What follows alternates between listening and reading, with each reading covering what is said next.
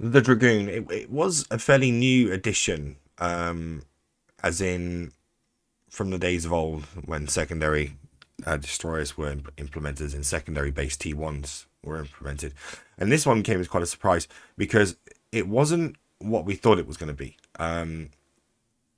It was all about drones and neuting and nossing, rather than Amar's normal sort of thing, which was all about lasers and, ganking and whatnot. So this was quite a surprise. So there's 10% bonus to drone hit points and damages, 20% bonus to Energy Nosferatu and Energy Neutralizer optimal range, and a 10% bonus to Energy Nosferatu and Energy Neutralizer fall off range. So let me explain the difference between those two. Energy Nosferatu takes an enemy's capacitor and adds it to your own, but when you both reach the same level capacitor, it doesn't really help after that. So it's a very imbalanced system.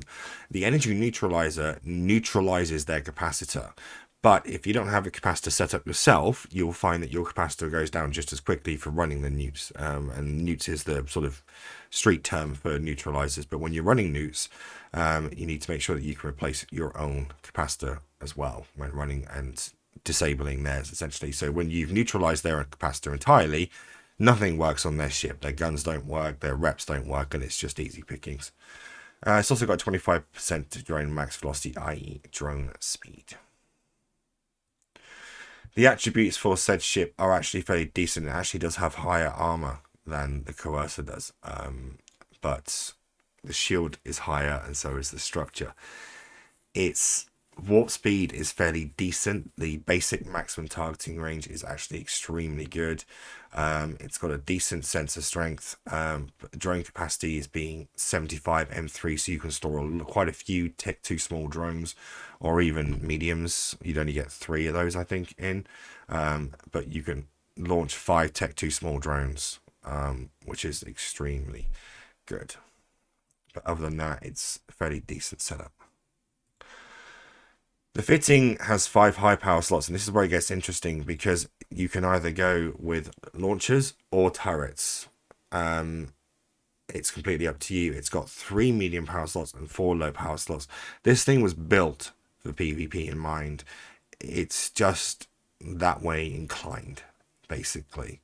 I did not mean to rhyme that. But small rig slots of 3. It's got a decent CPU, decent power grid, decent calibration. It's really quite a nice ship. The skills for said ship, newbies will only need to train Armada Destroyer 1, but you'll get that whilst you're doing the career agents anyway. And just remember that the mastery levels are not an achievement system. It is a way to help you learn to understand your ship and add more skills to it. And as you go up in mastery levels, more and more skills are added in from the basic of level 1. The variation of this is a command destroyer called a Pontifex. Not going to go into that because we're going to be covering that in more videos anyway. But that is the variation of said ship. Industry side of this ship doesn't reprocess into much, but the materials required to make said ship can all be found in high security space. Titanium and pyrite in 1.0 down to 0.8. And Mexilon Isogen in high quantities can be found in 0.7 down to 0.5. And you're looking for umber or kernite to make that, to get those two. And that's actually quite a low amount of materials required to make them. And the blueprint itself really isn't that expensive anyway. Skins wise, it has a fair old few, but the favorite skin of mine personally is the Combine Arisen skin, because it just makes it look sick as fuck. Let's be honest, I know I don't normally swear in my videos, but that is sick as fuck. That really is. It's got some pretty decent skins. Too many to sit here and just click over and over and over in, but it's got some really nice skins to go with it. So that is the Dragoon. If you found the video helpful, entertaining, and or educational, then subscribe to the channel. See you soon.